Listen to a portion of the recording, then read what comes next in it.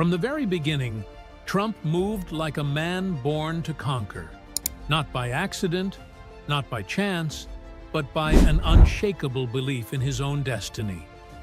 A destiny that was measured not in steps, but in dollars.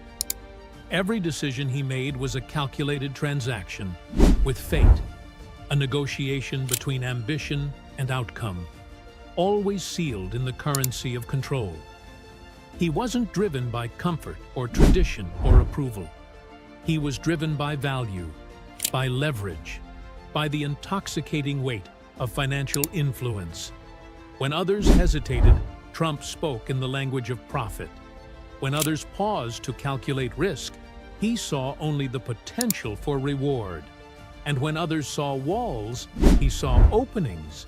He didn't just chase money. He treated it as an extension of his identity, a reflection of his dominance over circumstance. For Trump, dollars weren't just earnings. They were signals of supremacy, proof that his vision held more gravity than doubt. He believed that the world wasn't shaped by policies or morals, but by negotiation, aggression, and the confidence to bet on oneself when no one else will. And so he bet, relentlessly, obsessively, unapologetically. In rooms filled with skeptics, Trump doubled down. In moments of uncertainty, he leaned into chaos and called it opportunity. Where many measured success in comfort, he measured it in net gain, in control over outcomes, in the ability to make others bend to the weight of his financial will. He studied power not through books, but through transactions. He didn't seek permission. He issued invoices. He didn't wait for recognition. He demanded a return on investment.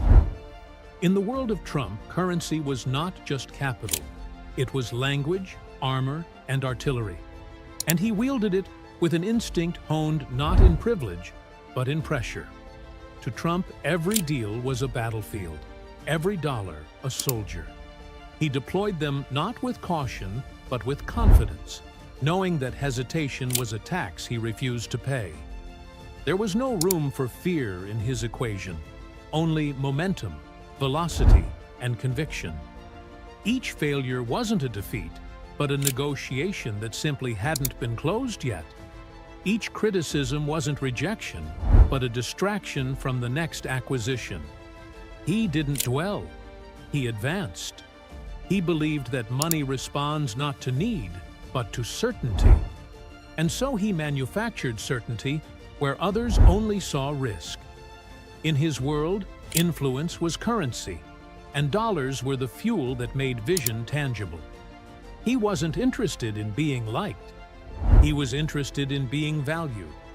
And he pursued that value not through inheritance or legacy, but by sheer force of will, by turning controversy into capital, rejection into relevance, and pressure into profit. Every dollar he touched became a message that success doesn't wait for consensus, that greatness doesn't ask for permission, and that empire is built not on comfort, but on confrontation. Trump didn't walk into rooms hoping to be included. He walked in expecting to own the conversation, dominate the narrative, and leave with more than he entered with. In his world, money wasn't just a measure, it was a magnet. It attracted attention, influence, and possibility. And he understood its gravity better than most. He knew that people don't follow words, they follow outcomes. And so he became an outcome in human form, a living manifestation of financial defiance. Dollars were not just goals, they were weapons, allies, rewards, and receipts of his relentless forward motion. Even when underestimated, he inflated his presence through confidence, through scale, through sheer volume of belief in himself. Every loss became leverage. Every win, a new standard. Trump didn't count dollars like most do. He counted the ways those dollars could bend reality to his will. In a world that rewarded subtlety, he chose scale. In a system that demanded patience, He chose provocation. He wasn't just in pursuit of wealth. He was in pursuit of domination through wealth. And every step forward was paid for in certainty, not luck. That's how he built it. Not with quiet compliance, but with loud, unapologetic conviction that the game could be played differently, and that dollars in the right hands could speak louder than any legacy ever could. Trump understood early that the world was not interested in fairness, only in force, and that money, properly used, was the purest form of force. It didn't argue, it didn't explain. It moved people, opened gates, silenced opposition. And so he became fluent in every nuance.